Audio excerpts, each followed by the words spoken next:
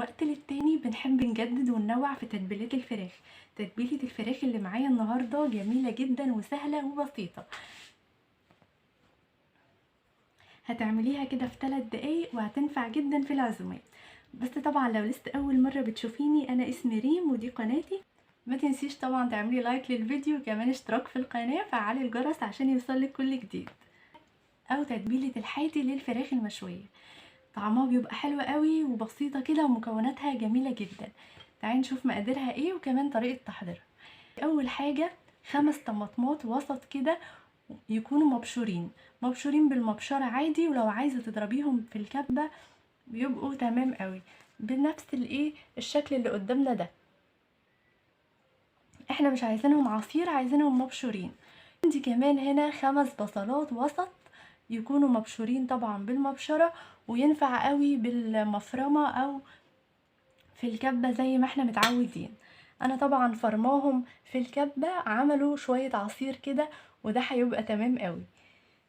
عندي كمان 4 معالق كبار من الزيت، وعندي 4 معالق كبار من الخل الابيض، مش الخل اللي هو البلسمك. وعندي عصير ليمونتين كبار بالشكل ده. والطبق الحلو ده طبعا فيه تشكيلة بهارات كده حلوة جدا، تشكيلة حلوة.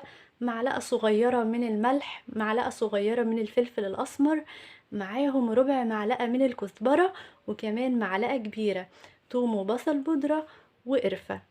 لو عايزة تشيلي بهار وتحطي بهار تاني براحتك قوي، مفيش أي مشكلة. لو عندك طبعا تشكيلة بهارات اسمها البهارات الفراخ، حلوة قوي وبتنفع وبتبقى في منتهى الجمال. وعندي طبعا الفراخ بتاعتنا، فراخ تكون مغسولة كويس جدا بالمية والملح وكمان عصير الليمون. نغسلها كده حوالي 4-5 مرات لحد ما نتأكد ان ما فيهاش اي زفارة، ما فيهاش اي دم، ودي مهمة قوي. فنظافة الفراخ دي رقم 1. بعد كده هنبتدي نعمل فتحات او شقوق كده بالسكينة على الفراخ. تمام، نحاول ان احنا نفتح ثقوب او فتحات عشان التتبيلة تدخل كويس جدا في الفراخ. والفتحات والثقوب دي مهمة قوي عشان التتبيلة تتشبع كده من لحم الفراخ، وتحس ان هي ما بتاخدش وقت كتير في السوى. يعني كل ما الفتحات دي تزيد في الفرخة تقلل من المدة بتاعة السوى بتاعة الفرخة. تمام كده، حوالي 5-6 فتحات في كل ورك هيسهل قوي معاكي الدنيا. هجيب بولة كبيرة وهنزل بكل حاجة عندنا. اول حاجة الطماطم،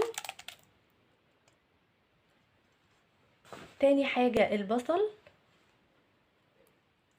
والكميات هنا حسب عدد الوراك اللي عندك، او كمية الطماطم والبصل هتزيد طبعا او هتقل حسب كمية الفراخ اللي عندك. لو فرختين اكيد طبعا الكمية هتزيد وهتضعفي زي ما انت عايزة. عندي كمان 4 معالق كبار من الزيت. تمام، 4 معالق برضو كبار من الخل الابيض مش الخل البلسمك. عصير ليمونتين كبار، وزي ما متعودين طبعا لازم الليمون يكون كبير وفيه ميه، عشان الليمون الصغير ده ما بينفعش وبيبقى العصير اللي فيه قليل جدا.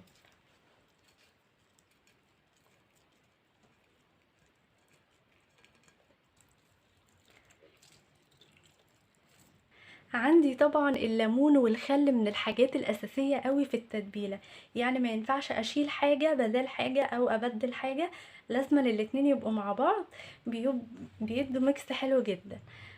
هننزل بنص معلقه من الفلفل الاسمر، ونص معلقه من الملح، وكمان ربع معلقه من الكزبره على الكمون، وديت توم بودره وبصل بودره معلقه كبيره، وربع معلقه من القرفه. تمام، بتديها تطعيمه برضو جميله جدا. ممكن نزود فلفل اسمر لان طبعا الفراخ بتحب الفلفل الاسمر.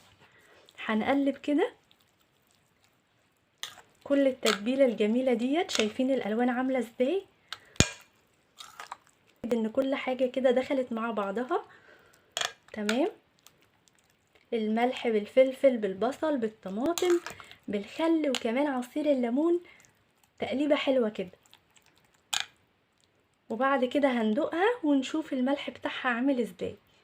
لو محتاجة ملح هتظبطي طبعا البهارات بتاعتك. ناخد قطع الفراخ بتاعتنا، وممكن كمان نستبدلها بفرخة كاملة او نص فرخة، وكمان الفرخة اللي هي الباتر فلاي اللي هي الفراشة. وهنبتدي ان احنا نقلب كويس جدا التتبيلة جوه الفراخ، وهنستخدم ايدينا دلوقتي عشان نتأكد ان كل الفراخ دخل فيها التتبيلة، تحت الجلد وفوق الجلد وبين الفتحات اللي احنا عملناها، ده ضروري قوي. تمام. عايزه اقولك ان الخطوه دي مهمه قوي، ان هي مرحله النقع بتاعتها. كل ما تنقعيها مده طويله هتاخدي منها تطعيمه حلوه جدا. هنقلب الفراخ في التتبيله لحد ما نتاكد ان الصوص كله نزل جواها، التتبيله كده تحت الجلد وبين الفتحات اللي احنا عملناها، عشان تتشبع وتبقى طعمها لذيذ جدا. تبلت الفراخ بتاعتنا بالشكل اللي احنا شايفينه ده. طبعا ممكن تستبدليها بفرخة كاملة او نص فرخة، او الفرخة اللي مفتوحة فراشة وبتر فلاي. تتبيلة الحاتي دي من اسرع التتبيلات اللي هتنجز معاكي الوقت جدا في شهر رمضان وكمان الايام العادية. حلوة قوي. هنجيب اي صينية فرن بايركس او ألمونيا او اي حاجة، بس طبعا نكون نقعين الفراخ دي ليلة كاملة في التلاجة او 4 ساعات على الاقل.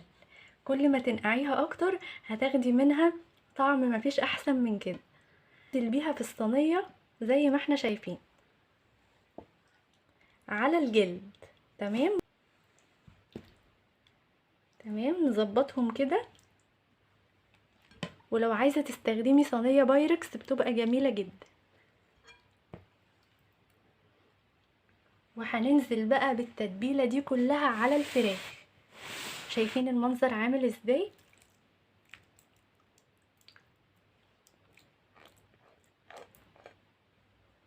كل طبعا ما تنقعيها اكتر هتاخدي منها الطعم اللي بتلاقيه بره، وبنقول هي طعمها جوسي وفي نفس الوقت طرية. هو ده بقى السر، ان انتي تنقعيها مدة طويلة وتخليها تتشرب من التتبيلة الحلوة دي.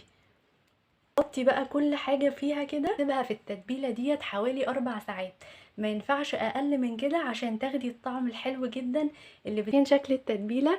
مفيش احسن من كده، لون وطعم وريحة حاجة خطيرة. هنكون مسخنين الفرن قبلها ب10 دقايق، يكون الفرن سخن كده، ما ينفعش تدخل سخن فرن بارد. وبعد كده بتدخل على الشبكة في الرف الوسطاني، بتاخد لها حوالي ساعة كاملة او ساعة الا ربع حسب حجمها. كل ما حجم الفراخ بيزيد السوا بتاعها بيزيد والمدة بتاعتها بتزيد، فناخد بالنا كده منها ونتابعها كويس. واحنا بنسويها في الفرن لازم يبقى عليها غطا حلة، غطا حلة ألمونيا او ورق فويل، بس يكون تحت الورق الفويل ورق زبدة. تمام. عشان ورق الفويل بينزل المادة اللي هي القصدير دي في الاكل وما بيبقاش صحي ابدا. تمام كده. ناخد بالنا من الحاجات الصغيرة دي، هتطلع احلى فراخ في الدنيا.